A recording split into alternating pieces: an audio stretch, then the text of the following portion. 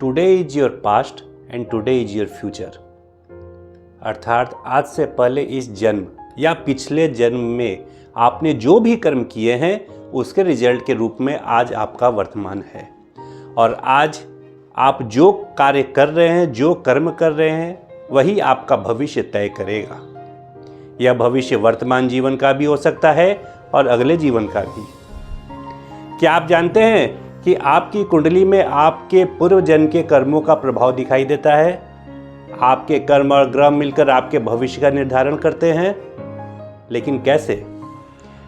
इस वीडियो में हम विस्तार से जानेंगे, तो वीडियो को अंत तक जरूर देखें। नमस्कार, मैं हूं हर्षित जैन। स्वागत है आपका आपके अपने चैनल एस्ट्रो आई गुरु पर। आज हम यहाँ बात करेंगे जीवन के सबसे गहरे और महत्वपूर्ण विषय पर, जो है कर्मा, सिद्धांत और कुंडली। पहले समझते हैं कि कर्म और भाग्य कैसे प्रभाव डालते हैं। मान लीजिए आपकी कुंडली के अनुसार आपके भाग्य में फल प्राप्त करना लिखा है, लेकिन उस फल को पाने में अभी कुछ समय है। यह समय कुछ भी हो सकता है, दिनों में, हफ्तों में, महीनों में या सालों में। तो आपको फल पाने के लिए आज से ही कर्म करना आवश्यक है।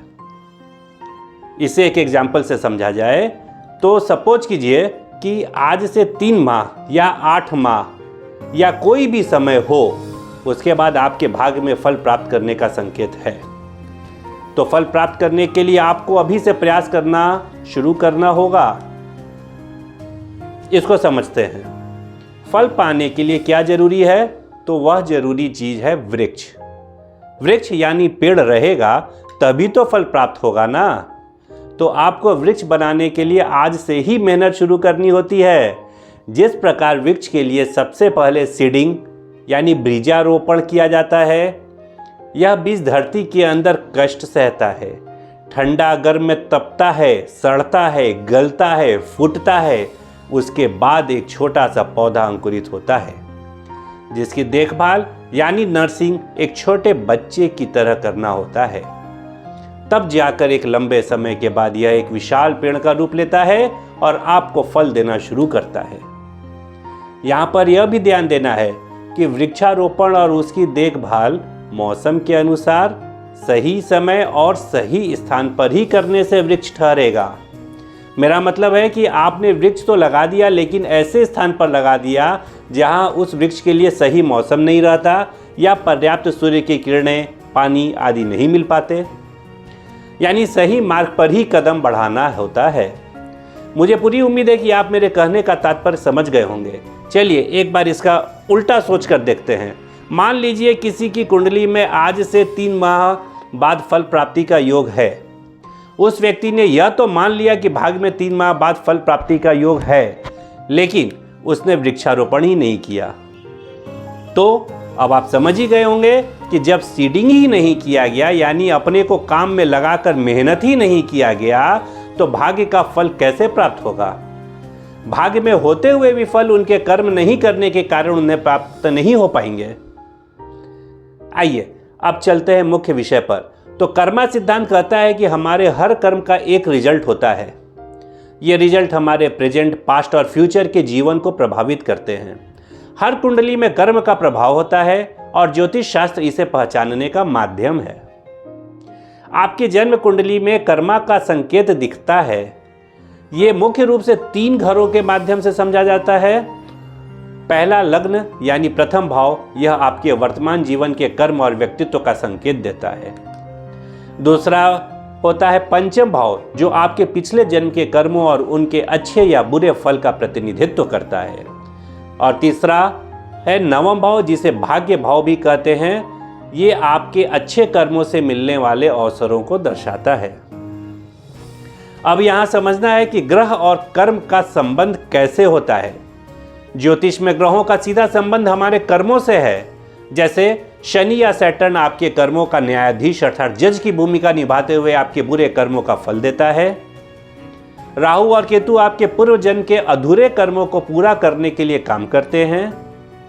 जुपिटर आपके अच्छे कर्मों का फल प्रदान करता है। वहीं चंद्रमा आपकी भावनाओं और मानसिक स्थिति को दर्शाता है, जो कर्म से प्रभावित होती है। कर्मों और कुंडली का विश्लेषण करने के लिए देखा जाता है कि अगर किसी की कुंडली में शनि षष्ठम, अष्टम या द्वादश भाव में है तो यह पिछले जन्म के बुरे कर्मों का संकेत हो सकता है। वहीं अगर गुरु और चंद्रमा मजबूत है तो यह अच्छे कर्मों का संकेत है। कुंडली के योग जैसे राजयोग और दरिद्र योग आपके कर्मों के परिणाम बताते हैं। अब सवाल यह है कि अगर कुंडली में बुरे कर्मों का संकेत है तो इसे कैसे सुधारा जाए। तो हम कुछ उपाय करके अपने बुरे कर्मों को सुधार भी सकते हैं।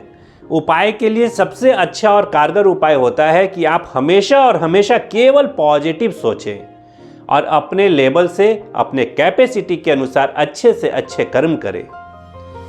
आप जिस भी देव देवी की भक्ति करते हैं पूरी श्रद्धा और विश्वास के साथ उनकी पूजा अर्चना करें। गायत्री मंत्र अथवा जो भी मंत्र आप जानते हैं उनका जाप अवश्य करें। समय समय पर जरूरतमंदों को दान जरूर देते रहना चाहिए। दान देने का भी अपना एक महत्व है और सबसे जरूरी है कि संतुलित जीवन जिएं, अपने कर्मों को हमेशा शुभ रखें। याद रखें, मंत्र जाप करने के साथ ही पॉजिटिव सोचने और बोलने से आपके चारों ओर के ऑरा की एनर्जी पॉजिटिविटी में बदल जाती है।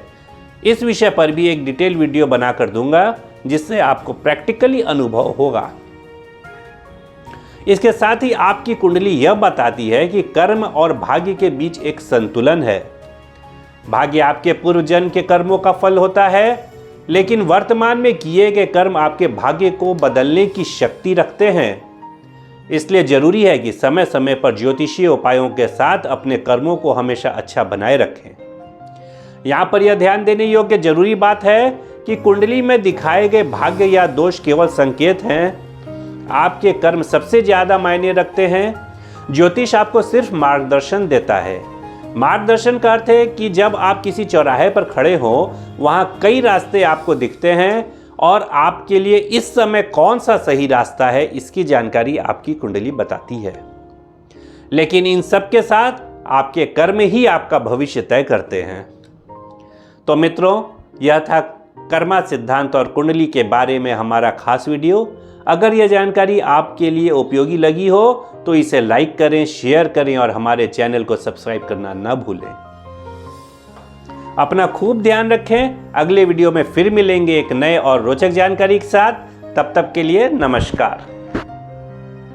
अगर किसी लक्ष्य, खुशी या सफलता की प्राप्ति में लंबा समय लग रहा है, प्रतीक्षा की अवधि अधिक है, तो हो सकता है आपकी अपेक्षा से ज्यादा आपको मिलने वाला है। अपने कर्म पर अडिग रहिए और विश्वास रखिए उस ईश्वर पर जो आपके कर्म की परीक्षा ले रहा है। जो लोग जीवन को भूत और अतीत के भरोसे छोड़ देते हैं, उन्हें श्री कृष्ण सावधान करते हैं। जीवन का अर्थ ना भूत है और ना भविष्य। जीवन केवल और केवल वर्तमान है। इसलिए वर्तमान में अपने जीवन को आनंद पूर्वक जिए। निस्वार्थ कर्म को अपने जीवन में अपनाएं। ये जीवन कर्म प्रधान है। जो व्यक्ति कर्म करके, परिश्रम करके अपने लिए कुछ अर्जित करता है, वह वास्तविक रूप से उस फल का भागी है। अन्यथा वह चोर की भांति है जिसे बैठे बिठाए सब मिल जाता है।